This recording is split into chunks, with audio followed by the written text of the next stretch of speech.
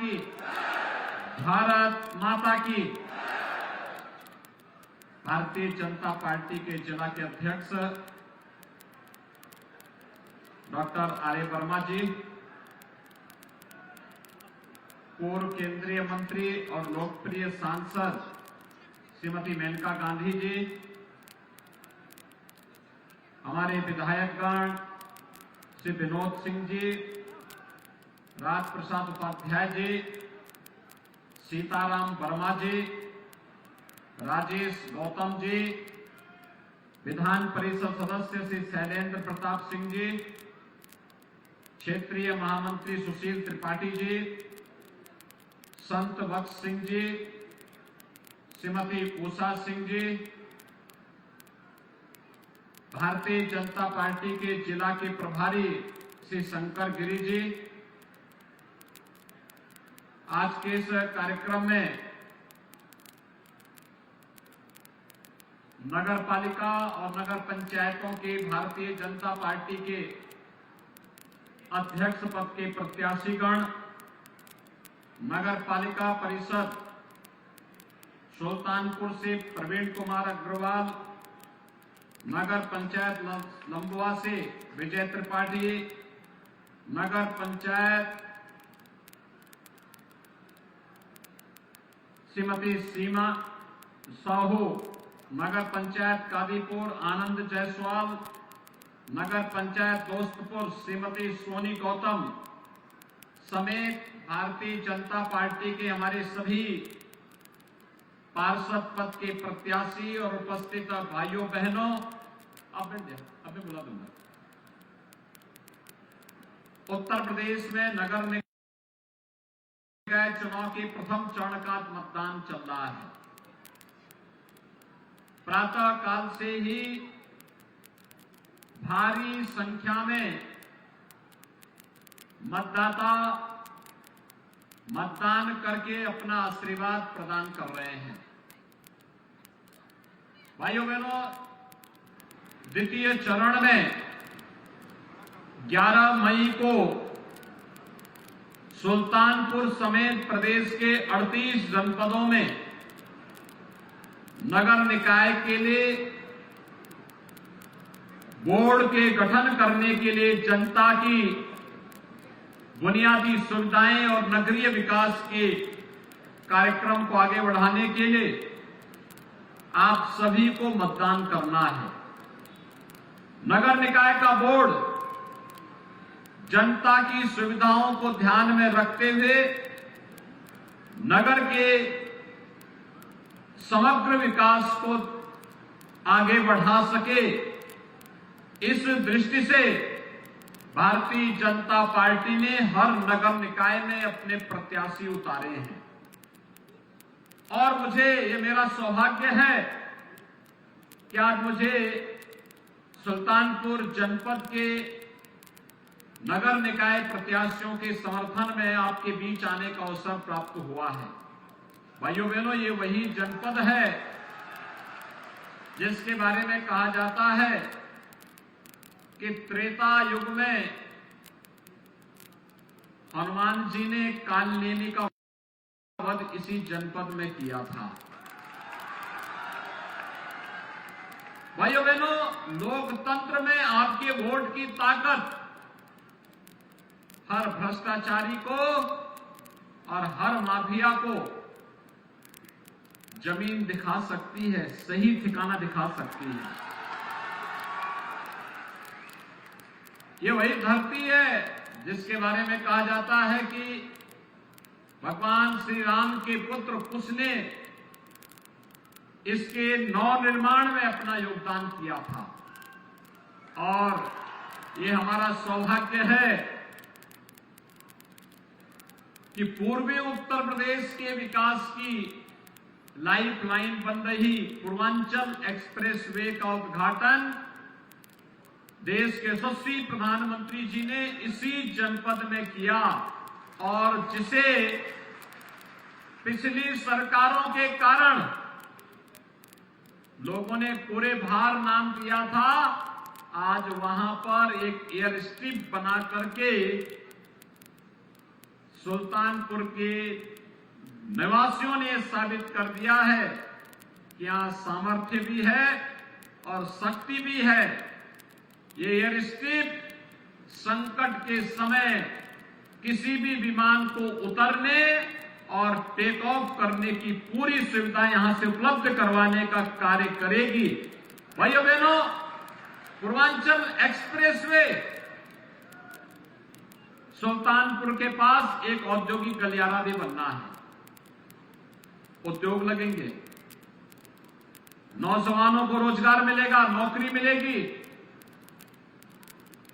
और साथ साथ विकास की अनंत संभावनाओं को ये आगे बढ़ाएगा। आज सुल्तानपुर में क्या नहीं है? सुल्तानपुर में अपना मेडिकल कॉलेज भी सुल्तानपुर का बन रहा है। सुल्तानपुर की चीनी मिल के पुनरुद्धार की भी कार्रवाई प्रारंभ हो गई है। सुल्तानपुर पूर्वांचल एक्सप्रेस वे के साथ तो जुड़ा ही है, साथ साथ पूर्वांचल एक्सप्रेस वे के साथ ही भाइयों बहनों आज सुल्तानपुर 4 लेन की सड़कों से भी जुड़ रहा है। एक और अयोध्या और दूसरी ओर प्रयागराज को जोड़ने वाला यह मार्ग भी 4 लेन की कनेक्टिविटी से जुड़ करके राम वनगमन पथ को भी सुदृढ़ किया जा रहा है। और सुल्तानपुर आज विकास की उन सभी संभावनाओं को जो आज देश के अंदर दिखती है, आपने देखा होगा 14 के बाद व्यापक परिवर्तन आया देश में। कहीं हाईवे बन रहे हैं, कहीं रेलवे, कहीं एयरपोर्ट। यानी एयरपोर्ट के लिए आपको दूर नहीं जाना पड़ेगा। यहां पे अयोध्या के पास है, अयोध्या में ही हम लोग इंटरनेशनल एयरपोर्ट बना रहे हैं।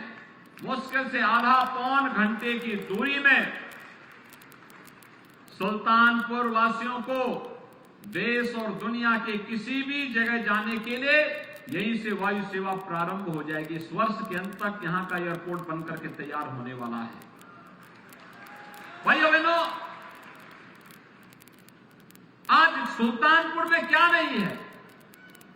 सब कुछ है। और यही कारण है कि भारत के अंदर होने वाले हर विकास की प्रक्रिया के साथ आज सुल्तानपुर जुड़ चुका है। एक और इंफ्रास्ट्रक्चर डेवलपमेंट के कार्य, एक्सप्रेसवे 4 लेन के साथ जोड़ने का कार्य सुल्तानपुर जनपद को किया गया है। दूसरी तरफ जनता की बुनियादी सुविधाओं के लिए जो कार्यक्रम विगत 9 और 6 वर्ष के अंदर हुए हैं, ये डबल इंजन की सरकार ने डबल स्पीड के साथ जो कार्य प्रारंभ किया, आज उसका परिणाम हम सबके सामने है। भाइयों बहनों, कोई सोचता था रेस में 6 वर्ष में 54 लाख गरीबों को एक आवास मिलेगा? यह हकीकत है। हमने ग्रामीण क्षेत्र में और शहरी क्षेत्र में 54 लाख गरीबों को एक आवास उपलब्ध करवाया है।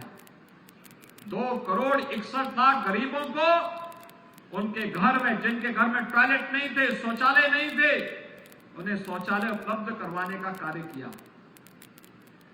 हम लोगों ने 1 करोड़ 75 लाख गरीबों को रसोई गैस के निःशुल्क कनेक्शन दिए। और अब तो डबल इंजन की सरकार ने यह भी तय किया है कि केवल अब कनेक्शन देने से नहीं काम चलेगा।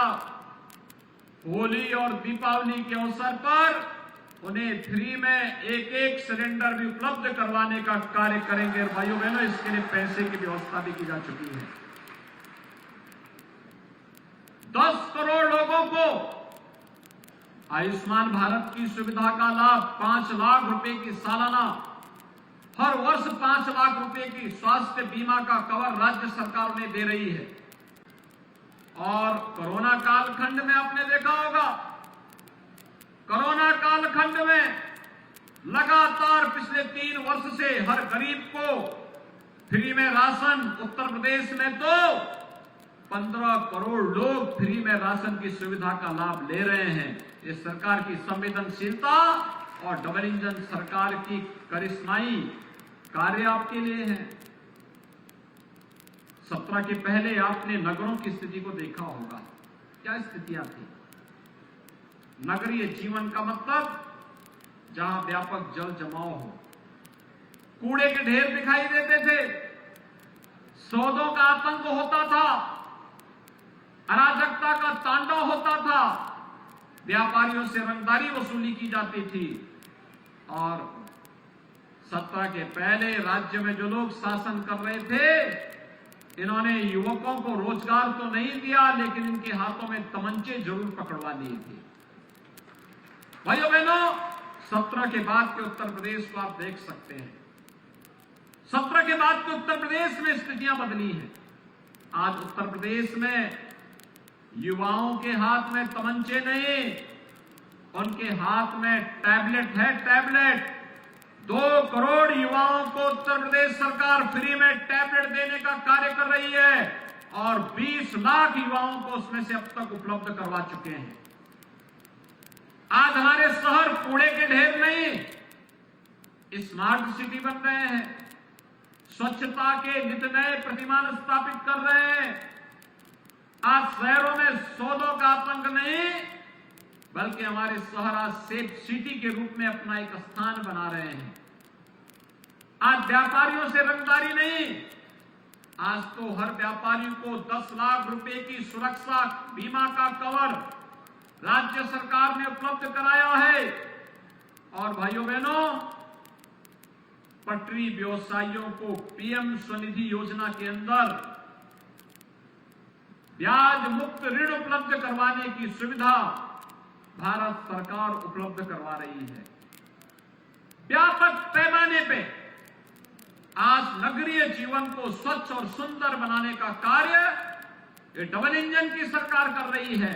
और डबल इंजन की सरकार के साथ एक ट्रिपल इंजन भी लग करके इस गति को और तेज कर सके, जनता की बुनियादी समस्याओं का समाधान हो सके, जन्म मृत्यु प्रमाण पत्र हो या आय निवास और फिर जाति प्रमाण पत्र बनाने का कार्य, ये सब ऑनलाइन हर व्यक्ति को प्राप्त हो सके, इसके लिए अच्छा बोर्ड नगर निकाय का बने, नगर पालिकाओं में भी और नगर पंचायतों में भी। इसी के लिए भारतीय जनता पार्टी आज आपके पास आई है। भाइयों बहनों, भारतीय जनता पार्टी ने अपने प्रत्याशी के रूप में श्री प्रवीण कुमार अग्रवाल को नगर पालिका परिषद सुल्तानपुर में, श्री विजय त्रिपाठी, श्रीमती सीमा साहू, श्री आनंद जायसवाल, श्रीमती सोनी गौतम, इन सभी को अपना प्रत्याशी बना करके आपके बीच में उतारा है। हमारे प्रत्याशी इन्होंने इधर आ जाए भैया,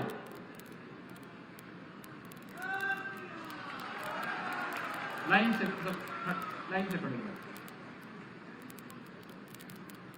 ये अध्यक्ष पद के हमारे 5 नगर निकाय से जुड़े हुए प्रत्याशी हैं। एक बार जोरदार करतल ध्वनि से इनका स्वागत करें। इनको विजयी बना के भेजेंगे, लेकिन विजयी पूर्ण विजयी होना चाहिए। अध्यक्ष पद के प्रत्याशी के साथ साथ इनके साथ पार्षदों को भी चुनाव जिताना है। जब पूरी मेजॉरिटी का बोर्ड होगा, तभी विकास के प्रस्तावों को आसानी से पारित करने में मदद मिलेगी। अन्यथा आप देखते होंगे, आधा अधूरा बोर्ड जब होता है तो विकास के कार्यों का पैसा भी बंदर बांट होता है। ये पैसा जनता का पैसा है और डबल इंजन सरकार जो पैसा भेजेगी केंद्र और राज्य से, उस पैसे का सही इस्तेमाल हो सके, इसके लिए इस बोर्ड को पूर्ण समर्थन प्राप्त होना चाहिए। फुल मेजॉरिटी का बोर्ड बनना चाहिए, पूर्ण बहुमत का बोर्ड बनना चाहिए। और पूर्ण बहुमत का बोर्ड बनेगा तो भाइयों बहनों, विकास का एक भी पैसा अटकेगा नहीं, छटकेगा नहीं, भ्रष्टाचार की भेंट नहीं चढ़ेगा, कोई बंदर बांट करने का तो साहस भी नहीं कर पाएगा। आप सब सहमत हैं? जनता का पैसा जनता के विकास में लगना चाहिए ना? सभी लोग सहमत हैं? तो मेरे साथ जोर से बोलेंगे, भारत माता की, भारत माता की, भारत माता की। भारतीय जनता पार्टी के हमारे इन सभी प्रत्याशियों को पूर्ण बहुमत के साथ विजयी बनाने की अपील आप सबसे करते हुए अपनी वाणी को देता हूं विराम। जय जय श्री राम।